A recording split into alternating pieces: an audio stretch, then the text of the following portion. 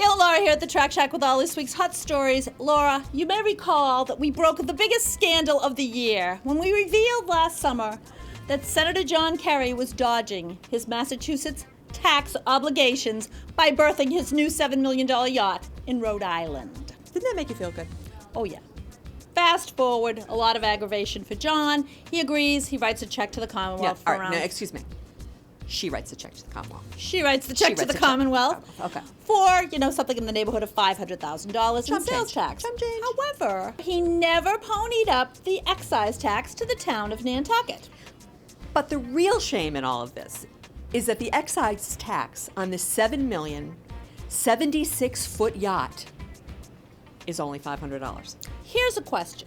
What? I have a Toyota Camry. The excise tax bill was $274 on it.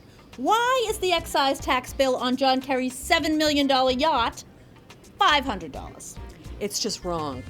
Do we not have a fiscal crisis in this state? We have a fiscal crisis. Do we not have a governor who loves to tax things like booze, soda, candy? Where's the yacht tax devolved? Not candy. Leave the Schlitz alone. Tax the yachts. You drinking Schlitz now? The economy's tough, Laura. Oh, that's right. Okay, now speaking of Democrats who annoy us. Ugh. Barney Frank?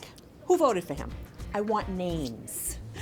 Barney has brought constituent service to a whole new Low. depth. Yeah, I would say low for this story. Okay. Yes. Barney, according to our spies and his new boyfriend Jim Reddy, who doesn't work for Fannie Mae or Freddie Mac. No. We're up in Maine, Algonquin match. last weekend, Yeah. and he went over to a pal's home, Chris Francis, who's a comedian at the Club Cafe here in the South End. Yes. And helped Chris put coasters under his queen-size bed. Why would he need coasters under his queen size bed? Well, I'm guessing so it doesn't scratch the floor. Should the bed Rock? Ever since we reported this story, I have been unable to get the vision of Barney That's the Frank thing. under the bed out of my head. Putting the coasters. You know when you're a little kid and you think of the boogeyman under the bed? Now all I can think of is Barney Frank under my bed. That's really frightening. Of course, he wouldn't be under my bed. No. No, not his type.